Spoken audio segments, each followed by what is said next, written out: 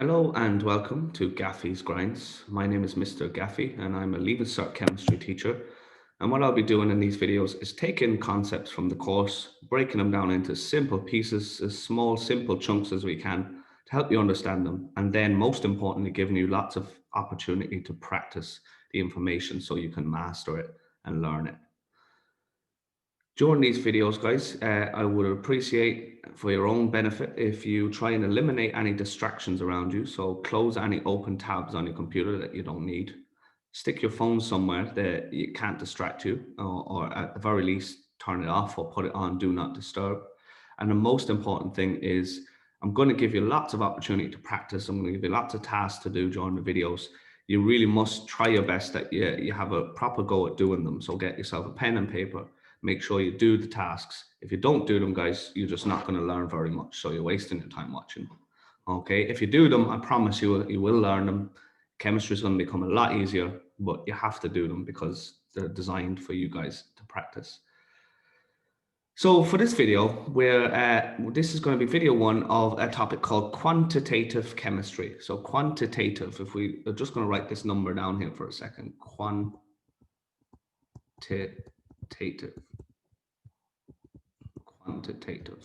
And if we take out, we can have a look at this number, quantit or quanti, quantify. It comes from the word to quantify. And to quantify something really means to describe it using numbers. So yes, we are going to be looking at some chemistry using numbers in this section. So we're going to, it's chemists as well as looking at atoms and what stuff is made of. They often want to measure the amounts of stuff that they have, particularly in chemical reactions. When they've got two chemicals reacting together or three chemicals reacting together, they want to know what quantity of each chemical is reacting, and can we use this to predict what quantity of a product that we might produce at the end. This is a very interesting, fascinating part of chemistry. People are sometimes afraid of this particular part of chemistry because of the numbers, but really the maths is very straightforward. There's nothing here more than just simple addition, subtraction, multiplication, and division. That's all we're talking about. Now, for this chapter, you are going to need a periodic table. So my best suggestion on where to find one of those is you can find one of those in your journal. So if you're one of my students, or I know most students in Ireland would have a periodic table built into their homework journal or their planner, whatever you like to call it, wherever it is that notebook that you write your homework down in. You should have one in there. If you don't, most chemistry books or science books have a periodic table at the back. And worst case scenario, you can open another tab, I suppose, if you really need to get up a periodic table. So you will need a periodic table. You're also going to need a calculator and a pen and paper, and maybe a pencil. Pencil is better for doing stuff in because it's just easier to fix mistakes then. Now I'm going to pause the video because I just have to go and find my own calculator.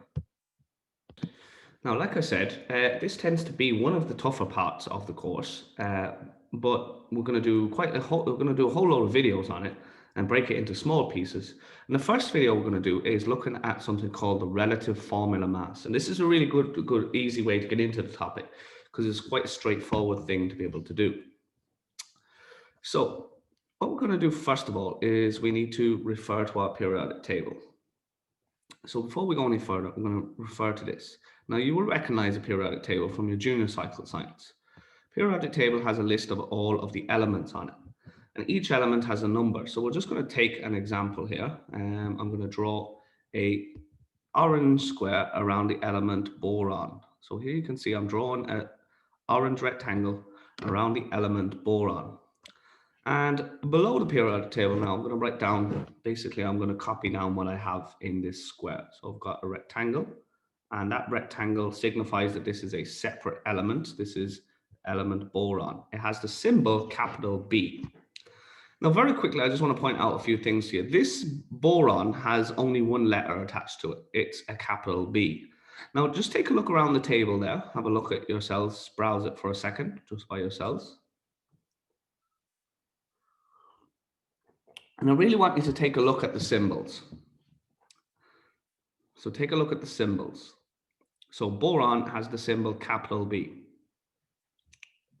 Okay, so the other symbols, you'll notice that every element has a capital letter attached to it. So they all have at least one capital letter, and it's the first letter. Now, some elements have only one letter, like boron, but other elements, such as, for example, magnesium, has a capital letter M followed by a little letter G. And this is really important that we know that it's a small followed by, that is a capital letter first followed by a small letter, because when we make things that are made of more than one element, for example, when we make a substance which is made of magnesium combined with oxygen, it will look like this, MgO. And what that tells us is that there's a magnesium and an oxygen joined together. Now, how do we know that it's not three separate things, an M, a G, and an O? If it was three separate things, it would look like this. You would have three separate capital letters. Because you've only got two capital letters here, that means you've just got two things. The second letter then, this little letter, helps you to figure out, well, maybe there's two things that have an M in it. So maybe there's something that begins with M, and then you have to have, okay, well, you can't have two capital M's, so we're going to have to call the second one an Mg for magnesium. So if you see something like that, just remember that every time you see a new letter in the formula, a new capital letter, that means you're talking about a new element. That's going to be important later on. Okay, so just wanted to draw your attention to that. The second thing I want you to look at is the numbers. Each element has a number attached. Now, boron has the numbers 5, like this, and the number 11. And from junior cert science, you should remember what those numbers are. Well, this number here is the smaller of the two numbers. 5 is obviously smaller than 11. So this is the smaller of the two numbers. And this number here is called the atomic number. So the smaller number is known as the atomic number. Sorry, I'm going to write out the full word, atomic number. And what the atomic number lets us know, tells us about the element, and you will notice that every element has a different atomic number. So for example, we start here, this is 1, 2, 3, 4, 5, 6, 7, 8, 9. So you see, as you go from left to right, they increase. Now watch what happens here. 9 goes to 10, and then it goes to the next line and it starts again, 11, 12, and so on. That's a really important pattern, but the atomic number tells us the number of protons, and the protons are just a smaller part inside the atom, the number of protons an element has. That's what the atomic number tells us. The other number, the bigger number of the two, is what we call the mass number. The mass number. And the mass number tells us the number of protons plus, so the number of protons, this number here, plus the number of neutrons.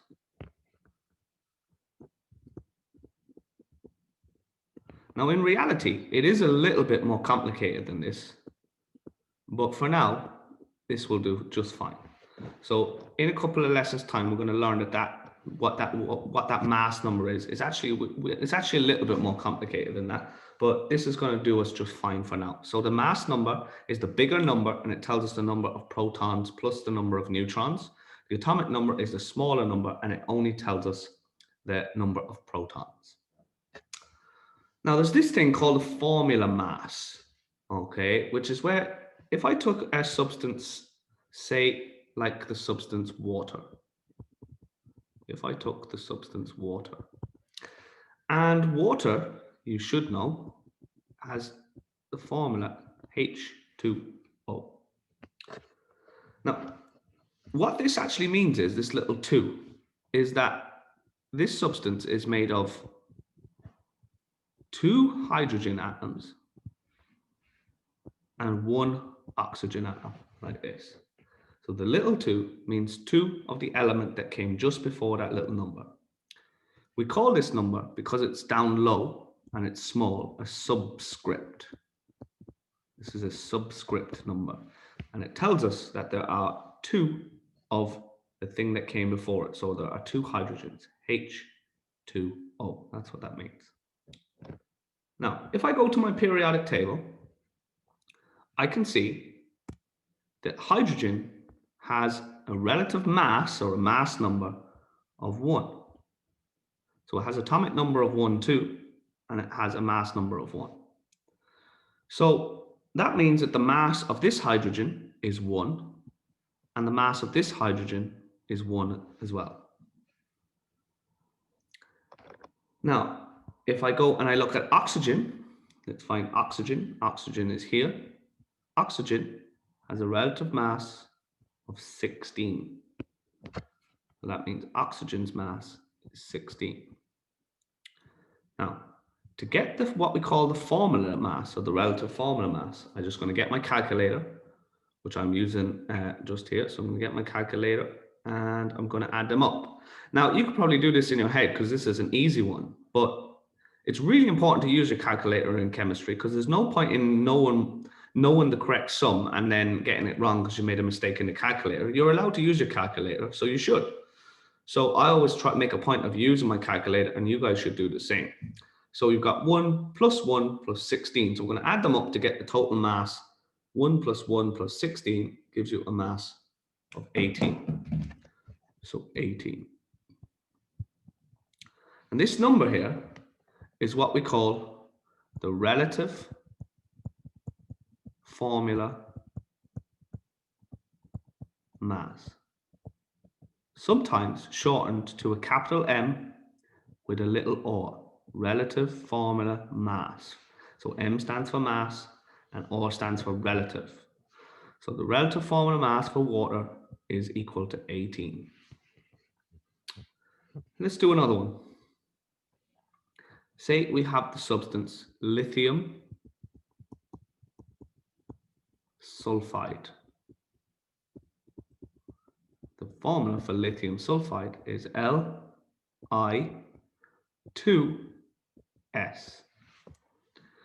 Now, this is an L, capital L, followed by a small I. So this all belongs, these two symbols belong to the one element. Li is one element. It's lithium. So I've got one lithium, I've got two lithiums, and I've got one sulfur. So two lithiums and one sulfur. Now the mass of lithium from my periodic table, lithium is here, and the mass number is 7. So I've got 7. The mass of this lithium is 7. The mass of this lithium is 7. They're both the same. And the other one is sulfur. So I'm going to find the S on the periodic table. Here it is here. And it's got a mass of, sorry, I'm after covering it over there, of 32. So a mass of 32. So again, what do I have to do to get the total? I have to add it up and find the relative formula mass. 7 plus 7, 7 plus 7 plus 32 gives me 46. So for lithium sulfide, the relative molecular or the relative formula mass, MR, is equal to 46 for lithium sulfide. So as you can see, this is a different substance and has a different formula mass than water. Water was 18. Lithium sulfide has a relative formula mass of 46. At this stage, we're going to talk about a third substance, and that substance is called calcium carbonate. Calcium carbonate. And it has a formula CaCO3. So what I want you to do now is I'm going to ask you in a second to pause the video. And when I do, I want you to try and do this one by yourselves. Now, if you need to, and only if you need to, I want you to pause the video, go and rewind and watch how I did the previous two. Okay, but you really need to try to do this one on your own now and not just wait for me to do it. Okay, so if you really need to go back, then I suggest you rewind. If not, if you're confident, you go ahead and do this straight away and I'll be very impressed. Now, don't forget to go find your periodic table because you are going to need that to do this. So pause the video and then play it when you're ready to see the answer. Go. Okay, so now you should only hear my voice if you have paused the video and tried to do this one by yourself. Okay, so this is what we're talking about. So the first thing I did is I say what elements are in here. Well, this Ca is one of the things in here. So Ca, there's one Ca. There's one carbon like this. And then I have 3 oxygens, O3. Oxygen, oxygen, oxygen. Okay, now another way you could do this is you could just write O times 3 like that if you wanted to. I'm going to put it in a box because that's a different way you could do it.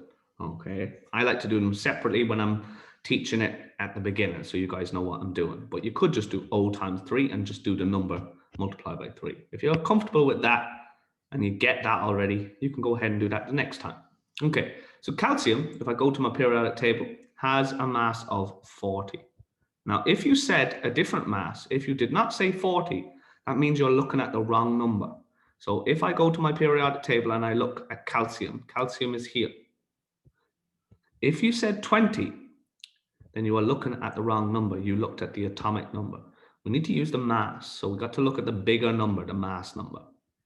So calcium has a mass of 40.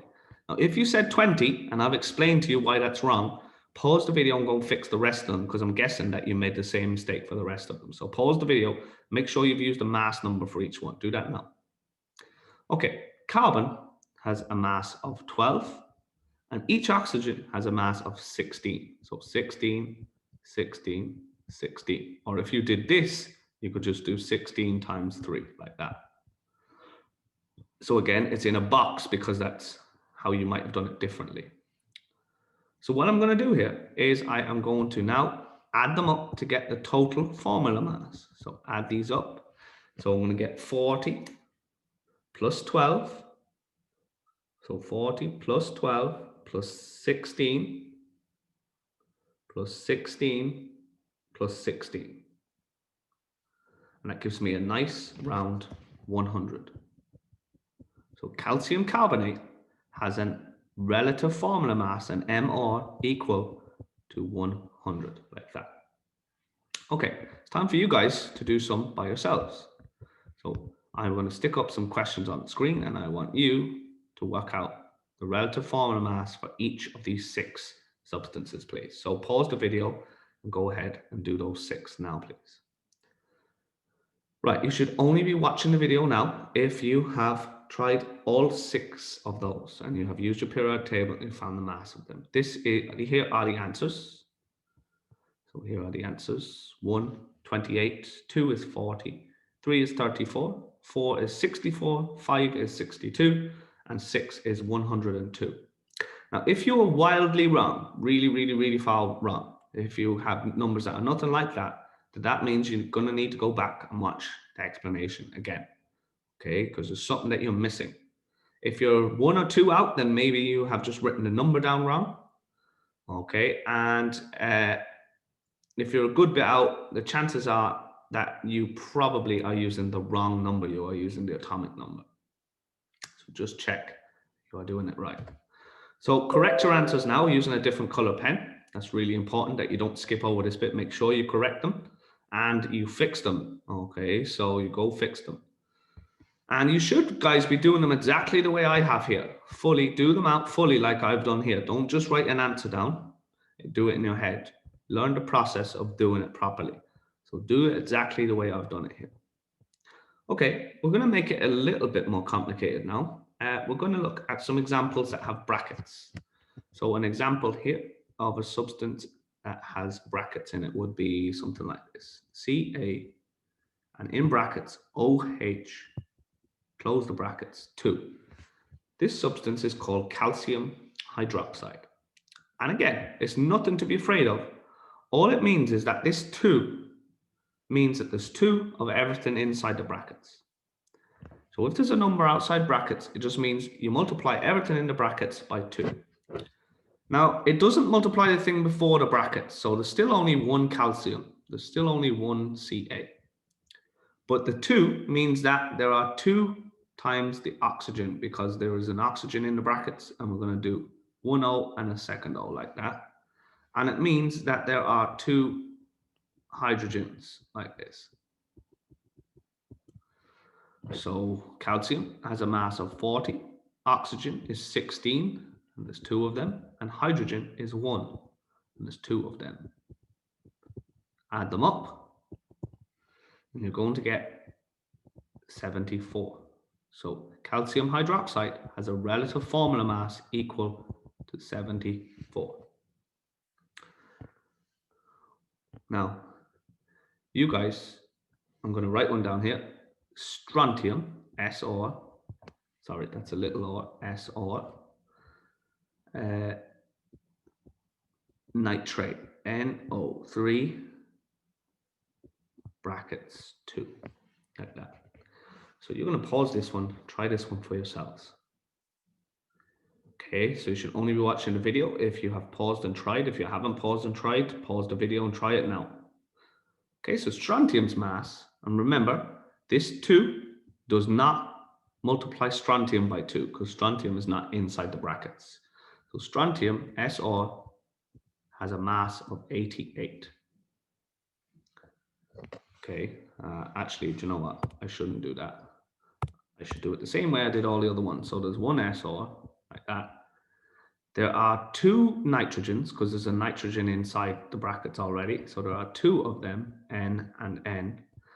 Now, inside the brackets, there are 3 oxygens, and I'm going to multiply that by 2 now. So this might have been somewhere where you made a mistake. You might have just said 2 oxygens because there's 2 outside the brackets, and there's an O inside the brackets.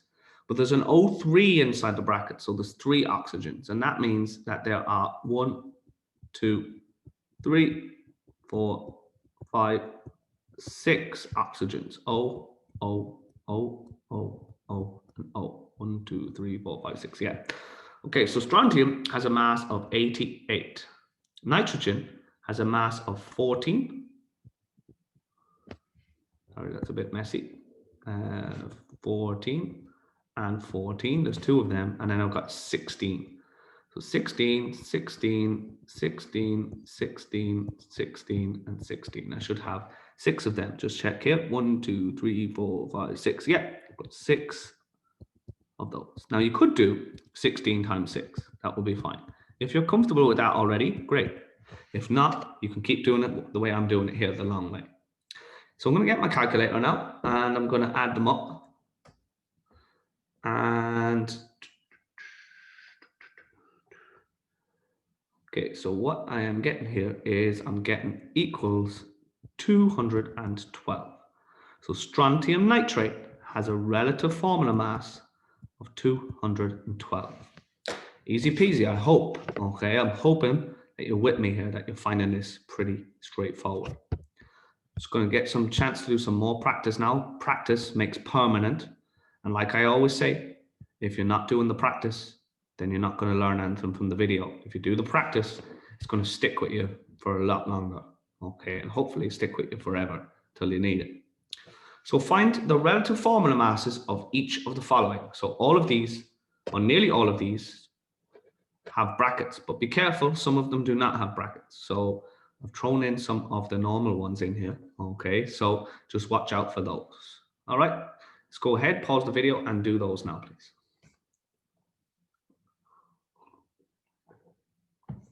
Okay, so watching the video again now, only if you have answered questions 1 to 5, and the answers are coming up. So get you to pause the video, check your answers and correct them with a red pen. Okay, I'm hoping that's pretty straightforward, and you spotted that number 3 and number 4 were just the ones we did the first time. Number 1, 2, and 5 are ones with brackets. They're a little bit harder. Number 5 might have been the trickiest one of those, I think, because it's got a lot of atoms in there. There's 2 aluminiums, there's 3 sulfurs, there's 12 oxygens. That's a lot of things to keep track of, but I'm hoping it's still the same thing. There's just more atoms.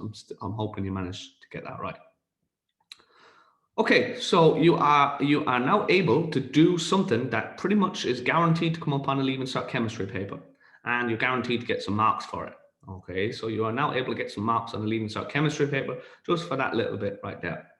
What's also important is that what we've just done today, the relative formula mass, is a really important skill to have to be able to do a lot of other things, a lot of the other quantitative chemistry skills. Particularly something we're going to start talking about in the next video, which is to talk about something called the mole. And the relative formula mass is really important. It's really related to something called the mole. So we're going to discuss that in the next video. So don't just forget about this skill. This skill is something we're going to use again and again. So that's why we began here, because it's a basic tool that you guys, a fundamental skill tool that you guys are going to need in future videos. So it's really important that you have that down now. By all means, if you still don't get it, it's time to go back and watch the video again. But I'm hoping that you guys were able to follow it. I'm hoping that it's easy peasy. It's just really all you're doing is adding. That's all you have to do is find the numbers in the table and then add them up. That's literally it. It's nothing to be afraid of. People get really scared of these because there's numbers, but all you're doing is adding up some numbers. That's all it is. Okay. All right. So that's the end of this video, and I will see you in the next video for, well, we're going to find out what we mean by the mole. So I look forward to seeing you then. If you found the video helpful and easy to follow, it'd be really good if you could drop it a like. It just helps other students who might be struggling with quantitative chemistry to find the video, and hopefully it can help them as well. And if you consider giving the channel a subscribe, it means that you can find the videos easier the next time, but it also means that we rank higher in the algorithms and we can reach and help more students. That's what the channel is about. Okay, so thanks guys. I'll see you in the next video.